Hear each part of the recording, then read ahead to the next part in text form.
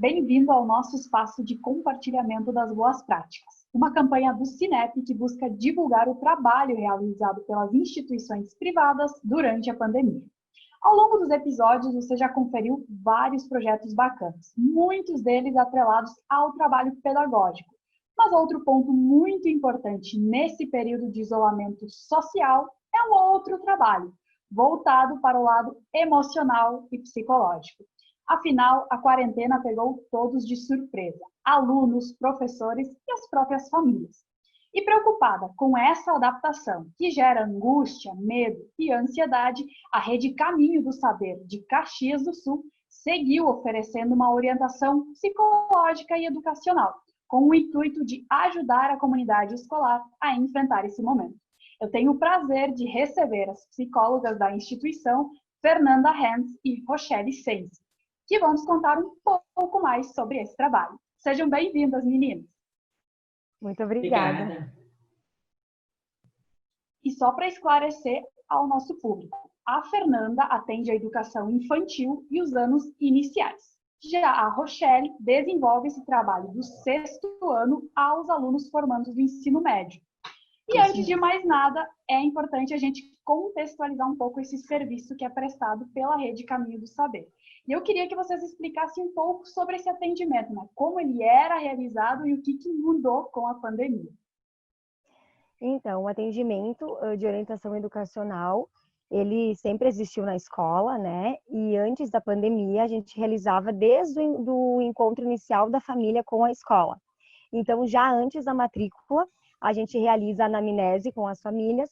E aí, essa anamnese, na verdade, nada mais é do que uma coleta de dados para a gente entender melhor sobre as particularidades de cada criança. E aí sim, né, a partir disso, a gente realiza todo o processo de adaptação escolar, ali, né, falando um pouquinho mais da educação infantil, que é um processo longo, que a gente atua diretamente com as crianças, com as famílias, com os profs, né, dando todo esse suporte. Também além de toda a questão pedagógica e de observação dos comportamentos dos alunos, né? E aí sempre com esse contato bem próximo das famílias para realizar encaminhamentos, né, ou atendimentos ao longo do ano. Com o pessoal do ensino médio, né, em séries finais, o processo é muito parecido, né, de entrada dos alunos e acompanhamento também. A gente tem, graças à cultura da escola, né, de outros profissionais que passaram ao longo desses anos, o setor de orientação veio se tornando muito forte e ele é visto como um grande apoio, assim, pelos pais e alunos. Então, esse trabalho já é feito de uma forma muito tranquila, presencial. A gente teve que mantê-lo, sim, de uma outra forma, né, com outras ferramentas, tendo que se adaptar a essa nova forma, mas que, de alguma maneira, a gente conseguisse manter esse contato, esse vínculo com os alunos através da orientação, né, dando esse suporte. Meninas, hoje esse atendimento ocorre somente por telefone. Antes ele ocorria presencialmente, certo? Sim.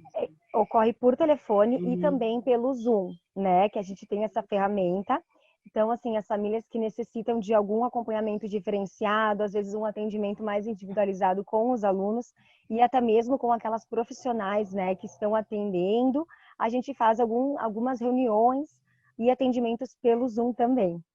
Isso. E com o pessoal, né, os maiores, a gente faz encontro com as turmas, que daí é uma outra demanda, né? Então, o serviço de orientação faz encontros que estão fechando a demanda de um mês, mais ou menos. A cada mês entra uma vez por vez na turma, né? E a gente faz conversas com os alunos falando sobre a situação de quarentena, como eles estão se sentindo, falando sobre ansiedade, falando sobre o que é crises, né? Como a crise afeta diretamente na nossa vida, que é muito normal, as questões das emoções ficarem muito mais afloradas nesse momento. E aí também trabalhamos, há pouco a gente está trabalhando sobre a questão do racismo, preconceito. Então, tudo que está vindo à tona, que acaba sendo geradores, né, gatilhos até das emoções e acaba afetando muito eles, é um momento onde a gente consegue trabalhar com a turma e aí, dali, às vezes, a gente percebe situações individuais para entrar em contato de uma forma mais individual com o aluno e conversar algo mais em particular, às vezes com a família ou com o aluno. E justamente sobre essa questão das emoções, né, eu queria saber de vocês Quais são as principais queixas, né, ou até dificuldades que vocês vêm recebendo durante esse período, assim, dos alunos, né? Educação infantil, ensino médio, principalmente agora com toda essa questão que envolve Enem, vestibular. Tem alguma queixa, assim, que vocês realmente percebem, olha, essa é a principal queixa que a gente está recebendo no nosso atendimento? Eu acho que sim, né? Existem queixas que se parecem, né? Apesar de que cada família tem as suas particularidades, a gente sabe. Então, por mais que elas tenham ali um direcionamento parecido, cada família é única, né? Então, a gente atua com elas de uma maneira diferenciada. Mas, via de regra, as famílias estão trazendo, né, ali da educação infantil e dos anos iniciais, a queixa de manter esses filhos, né, esses alunos motivados. Além disso, a questão de estipulação de uma rotina, né, que para eles é difícil, eles acabam fazendo muitas brincadeiras por dia e aí no outro dia eles já não querem mais brincar de nada porque já está chato, né?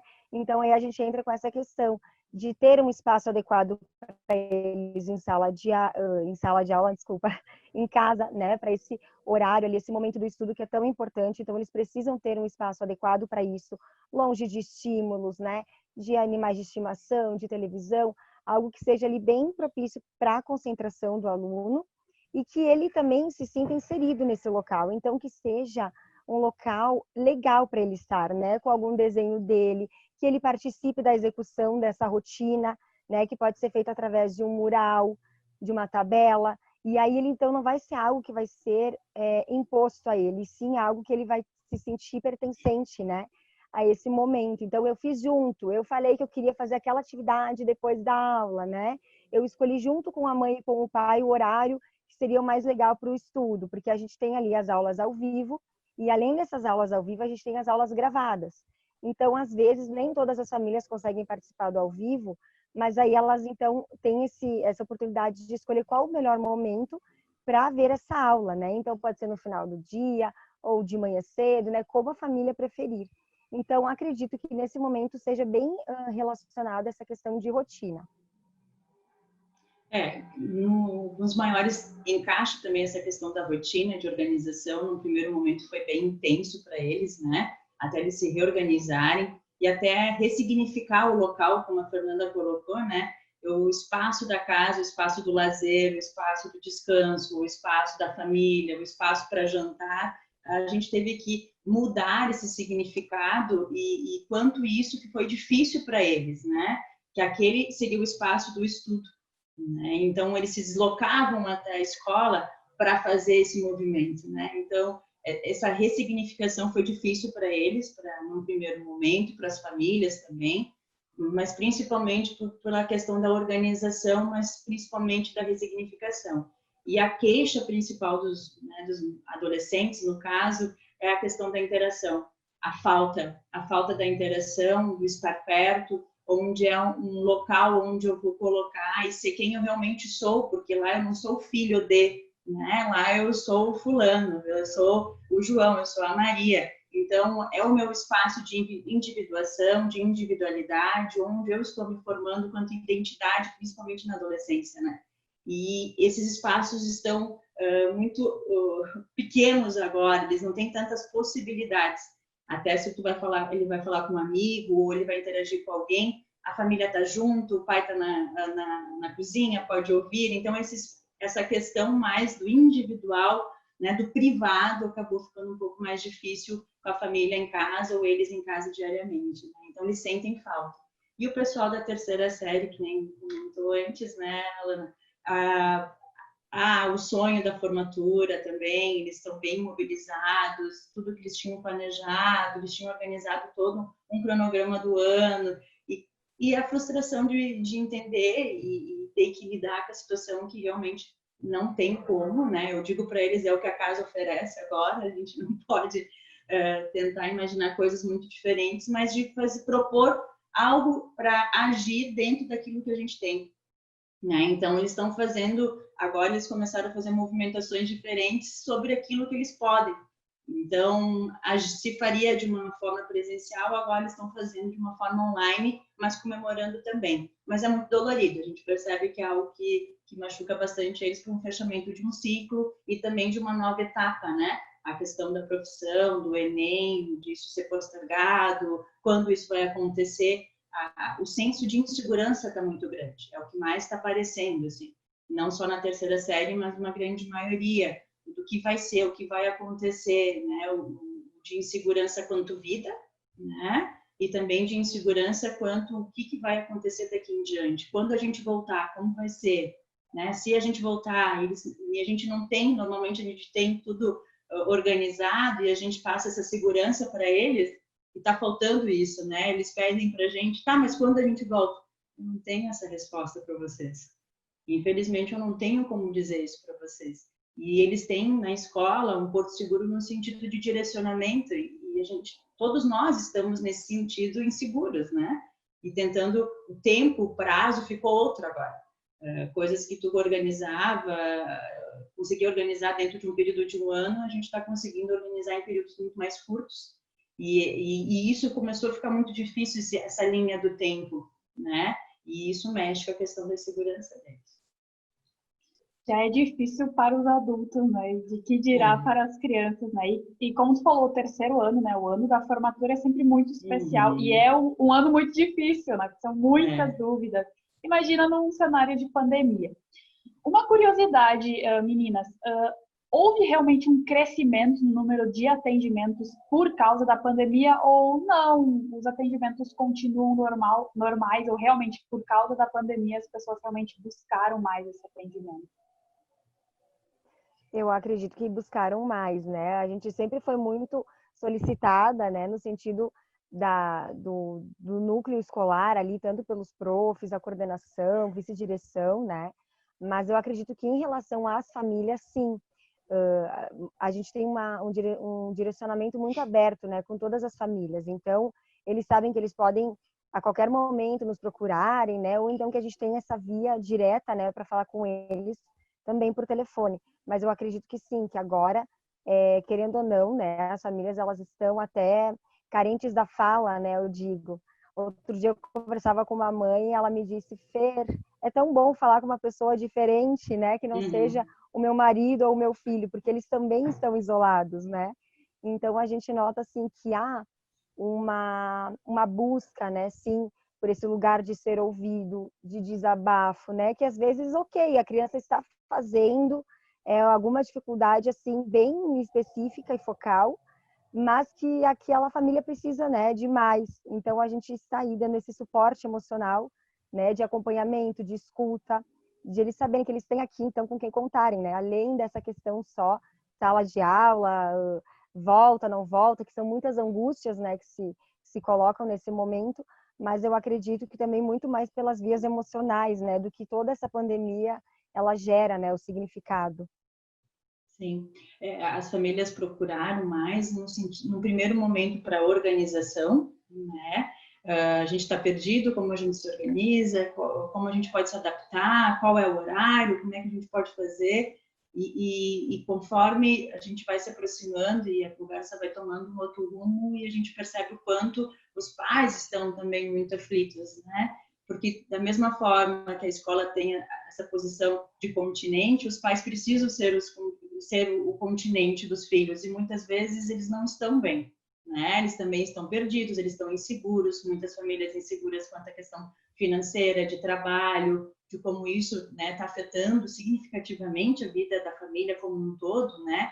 E quanto isso mexe com toda uma organização, com uma questão emocional das famílias, né? Então, é a pontinha do iceberg, às vezes, o que aparece quanto organização, e as outras coisas vão vindo conforme a gente vai conversando.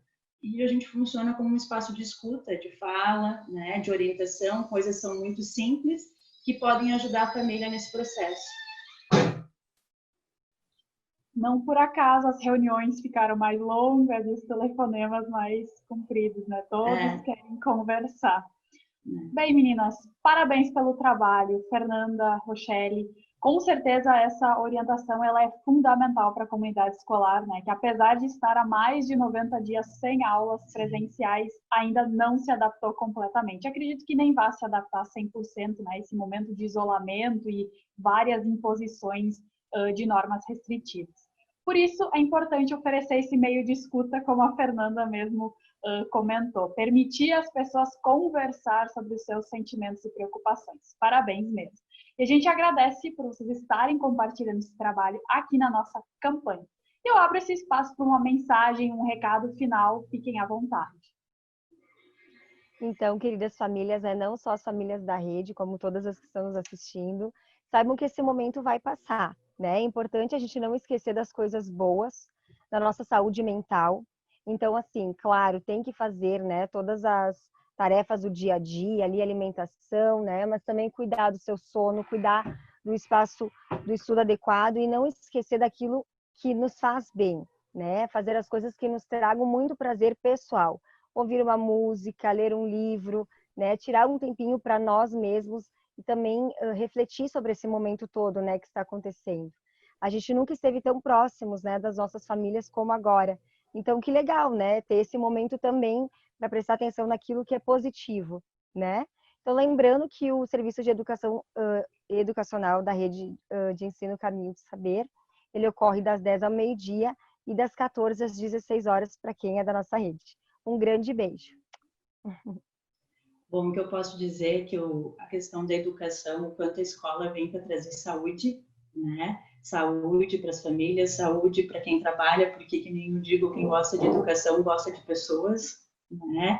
Então, o quanto a gente trabalha com desejo, quanto esperança, e que concordo com a Fernanda, o fato de a gente almejar e ter a esperança que isso vai se resolver da melhor forma, claro, não fazendo um pensamento fantasioso e mágico, porque a gente sabe quantas vidas estão sendo afetadas, mas que de alguma forma a gente precisa aprender com isso, né? E os nossos alunos, os nossos pais também estão vivendo isso e aprendendo para com isso, e que a escola seja esse espaço de acolhida, de escuta, de amparo, e que a gente possa fazer esse vínculo se tornar ainda muito mais forte, para que estejamos muito mais fortes para um novo momento. É um novo, né? Um novo momento que vai vir aí, né?